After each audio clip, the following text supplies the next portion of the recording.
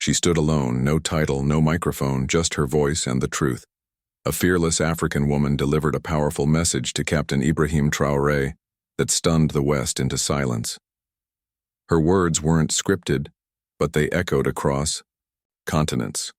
This is the moment that no one saw coming. Watch till the end. They said they were going to save Libya. Today let's go to Libya and compare Libya to that of when Omar Gaddafi was ruling Libya, and we'll find out the differences. Today Libya is in touch. Libya is going down right now that we have seen another leader in Africa rising up to serve the interest of the people. America is back again. If America want to save somebody, they can go to South Sudan. If America want to save somebody, they can go to Congo.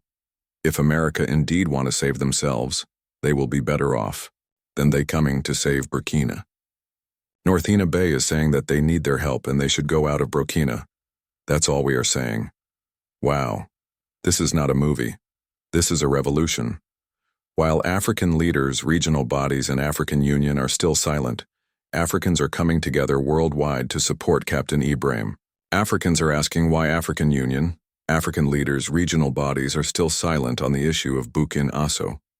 While the same leaders condemned Lashia, we have seen how the European leaders came together to defend Ukraine. But when it comes to Africa, you can see how we are so divided in such a way we cannot support and help one another. Do you see that the current leadership of African Union and leaders of the continent will protect Captain Ibrahim Traoré, or it's we young people, who are supposed to come together citizens to unite and protect Captain Ibrahim Traoré? Here is some of words from young Africans. African leaders are quiet. Yes, but the youth are not quiet. But the question is, why are African leaders quiet?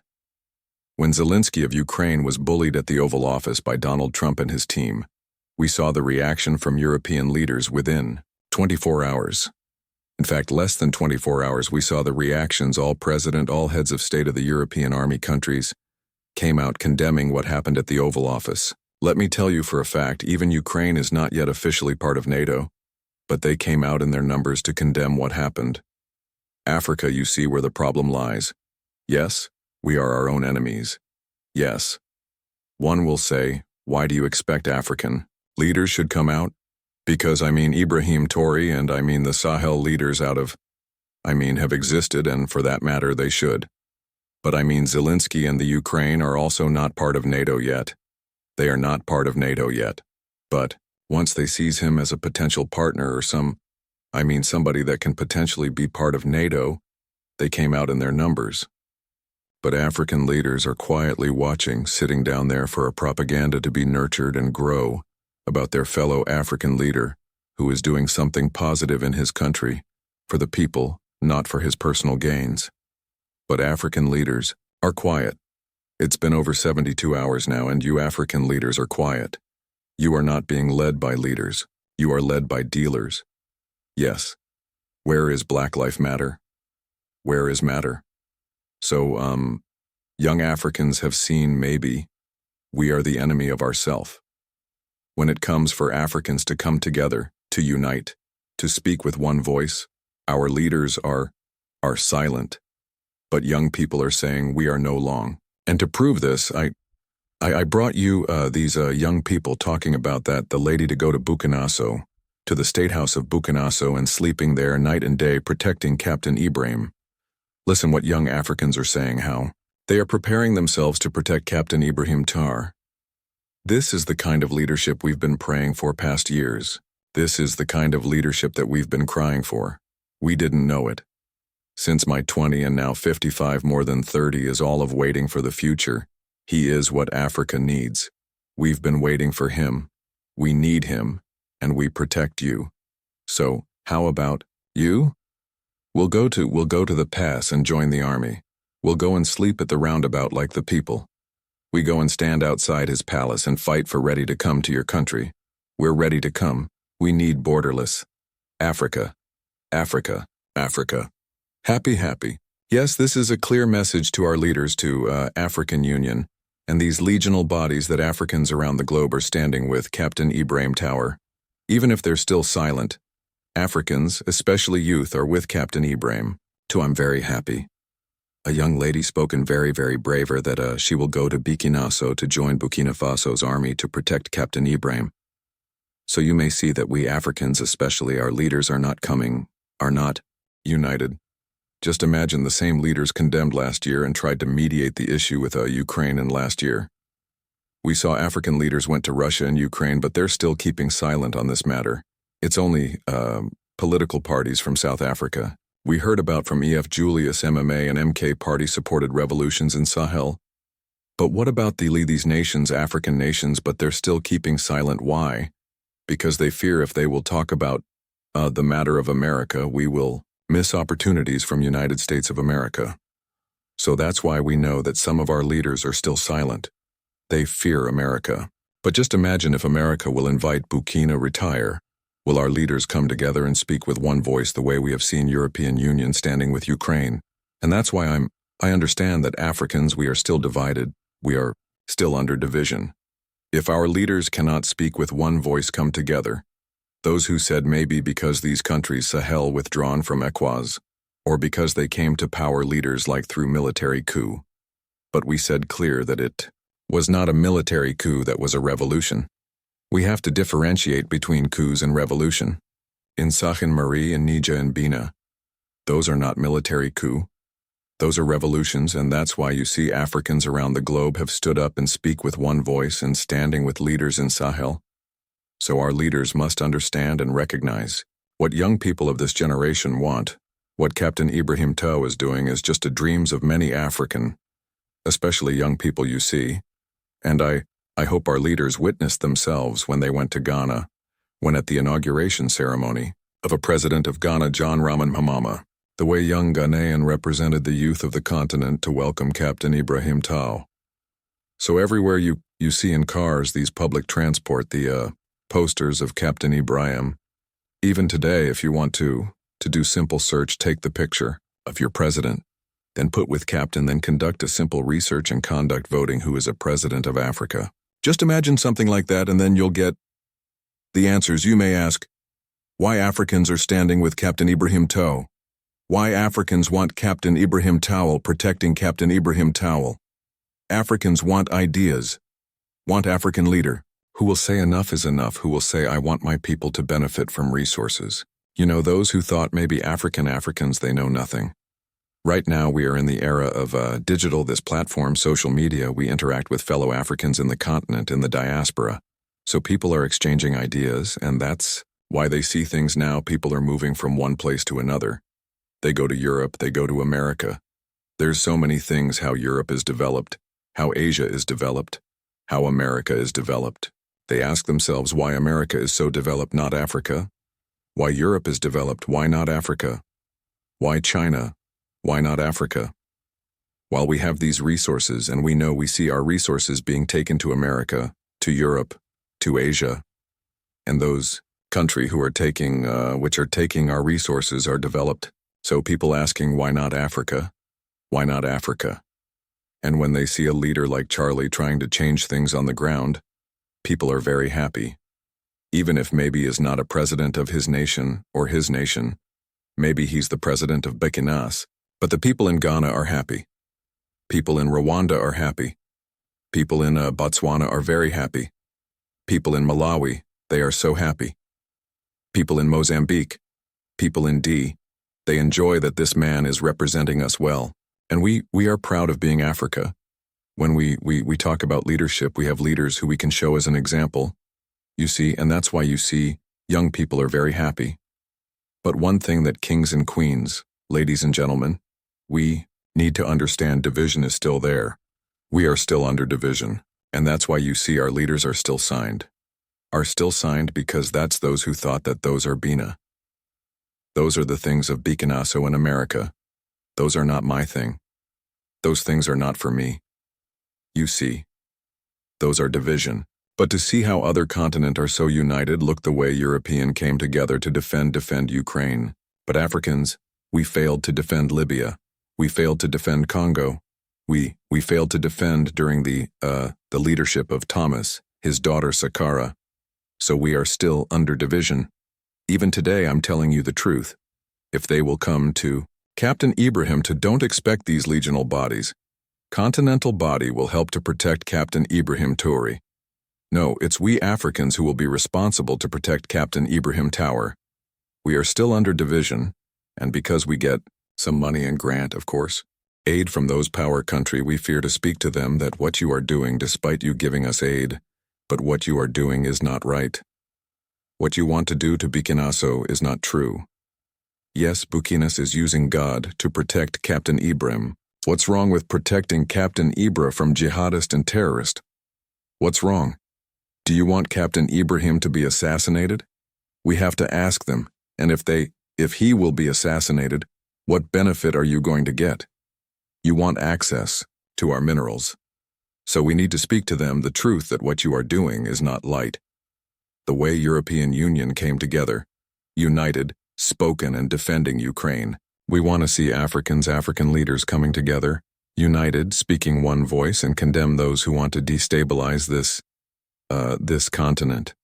You know, we have a little example. I said this many times, and of course I will repeat. The president of Uganda came out and spoken the truth the way NATO stopped them from mediating Libya. Go and sit on social media on any platform. Moose, the president of Uganda, spoken openly that they were told don't go to Libya. So just imagine today, if they are going to Burkinaso, we will be told the same story, that don't go to Burkinaso. So, and that's why I'm saying even today if they're coming to Captain Ibrahim, these legal bodies, African leaders, we do nothing. I'm telling you the truth. What we need to do right now as Africans is to come together, is to unite. If our leaders are divided, let us, we young people, Africans uniting.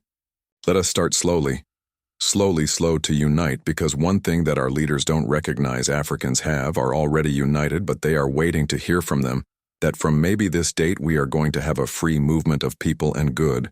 We are going to collapse these borders. These borders will remain as for administration, but people are allowed to move from one place to another. We can come together. How Europeans have succeeded? You hear that? People can have maybe breakfast in Berlin, then lunch in Paris, then dinner in Holland. If Europeans have managed to succeed something like that, what's wrong for us Africans? And yet we are coping and pasting things from Europe to us. So I think the time has come. Family, friends, for Afghans, of course, power is not given. Power is taken. We have to come together.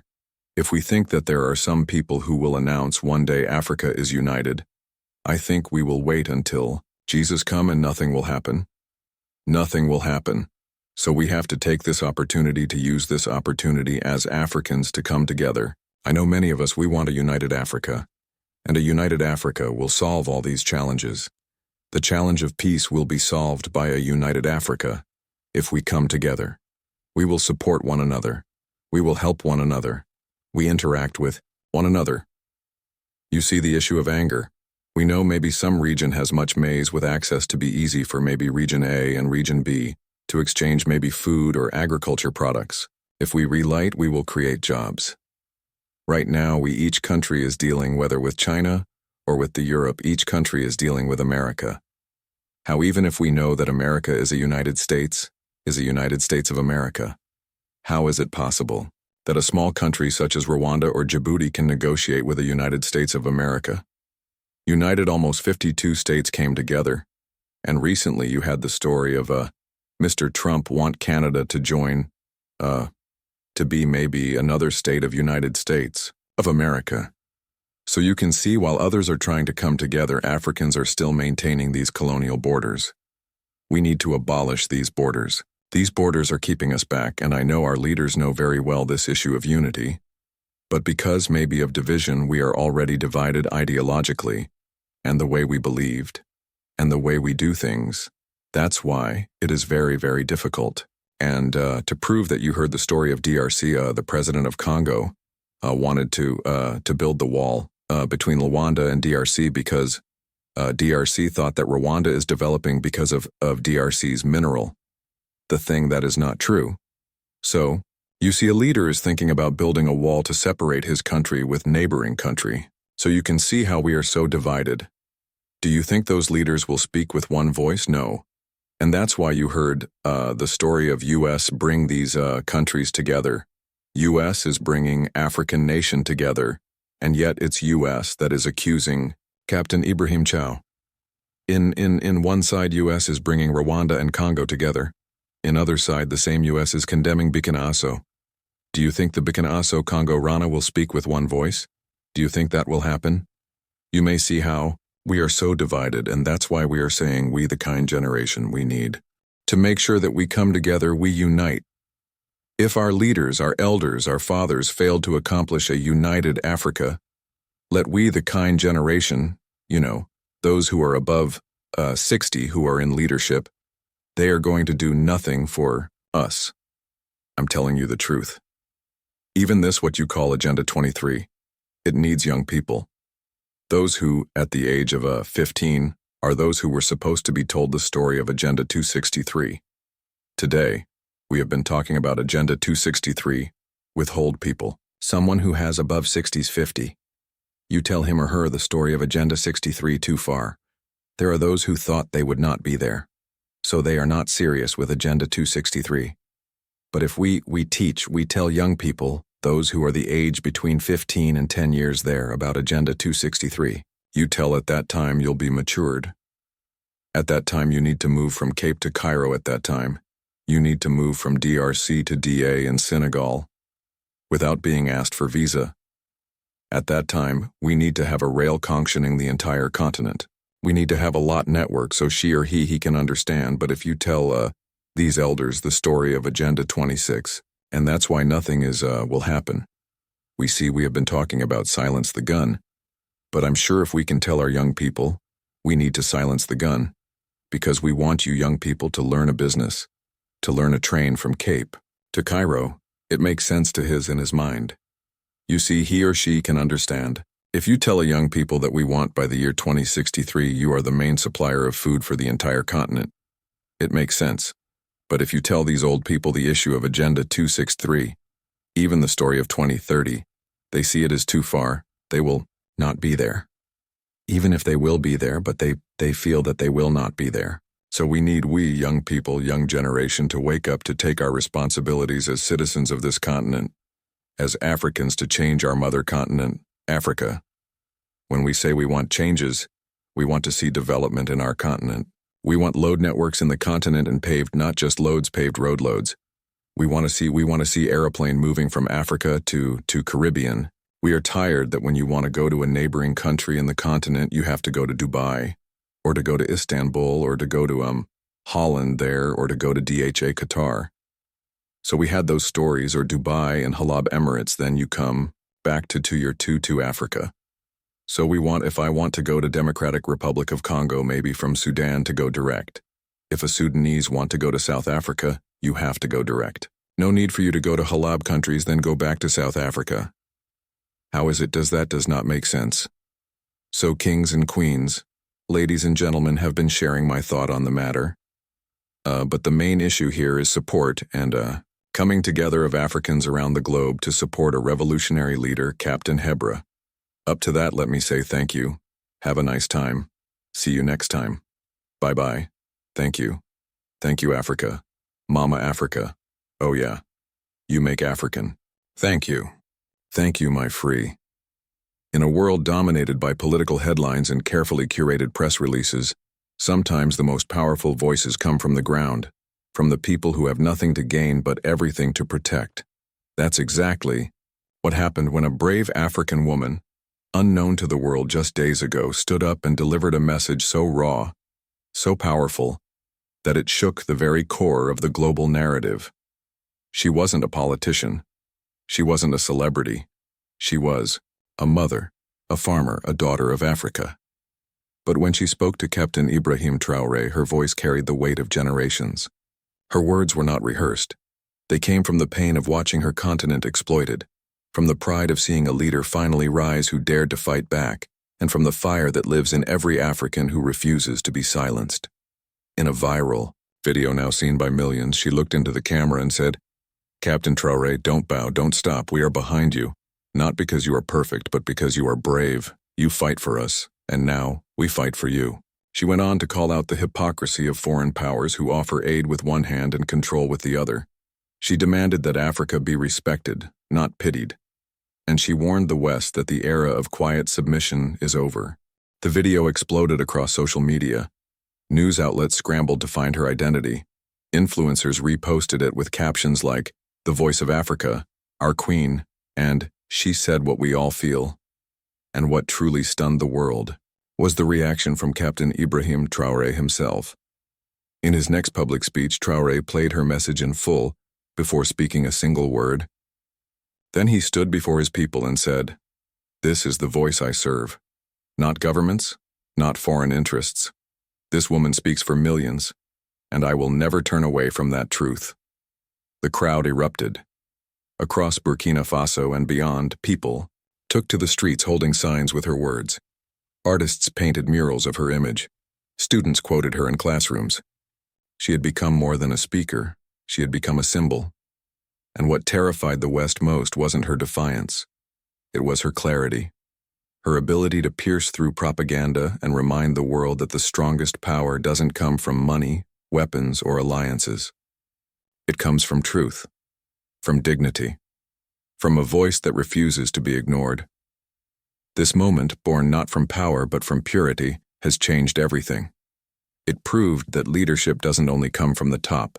It can rise from the soil, from the homes, from the hearts of the people. And as long as voices like hers continue to rise and leaders like Traoré continue to listen, Africa will not only rise, it will roar.